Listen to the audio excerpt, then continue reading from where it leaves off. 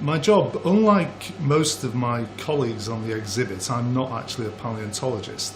So my main role here is I manage a suite of electron microbeam laboratories with different varieties of electron microscopes, such as the one behind us here.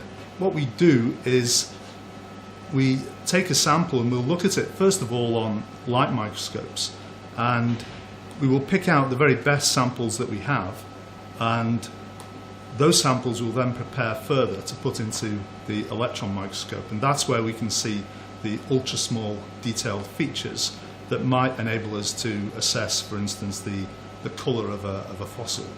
But we also research the technique itself. These things have been around for about 50 or 60 years now, but we don't know everything about the electron bombardment of a sample, which ultimately gives us the signals that we can analyse.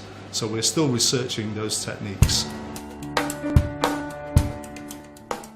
I was one of those kids who never really knew what he wanted to do, apart from open the batting for England and score goals for England at Wembley. So my career path was a slightly unsure one, and in the end that left me with the field of geology, which fortunately is a very open, multifaceted subject and one that I very much enjoyed. But even then I wasn't absolutely sure of my career path until I was doing a PhD and I was 24, 25, and I finally got to use one of these microscopes, and that for me was the turning point. That's where I realised exactly this is what I wanted to do for my career. The microscopic world, unlike the world in which we inhabit, is very, very different. In the microscopic world it's not like that. Very often you don't really have a clue what it is you're looking at. So there's always an element of discovery whenever we put a new sample into the instruments. And that bit of escapism is really great fun.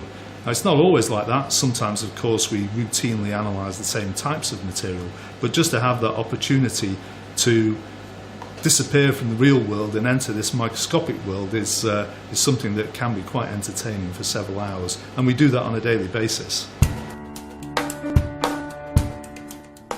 The least fun part of the job is definitely the sample preparation.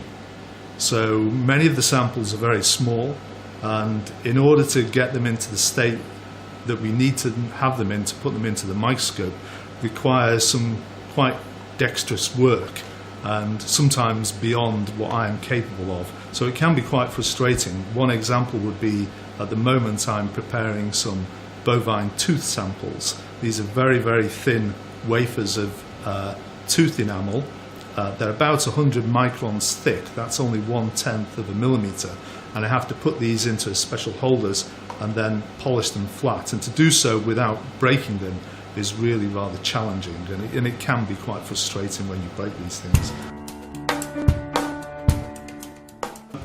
As a geologist and a scientist, I look at lots of different materials, and these are normally rocks, minerals, fossils, sometimes meteorites, the volcanic ash that sticks to an aeroplane when an aeroplane flies through an ash cloud. But probably the weirdest sample was brought in by a school child. We had an open day for 7 and 8 year olds, and one child brought in, most of the samples were from the gardens of the children's homes that they'd brought in, so twigs, leaves, insects.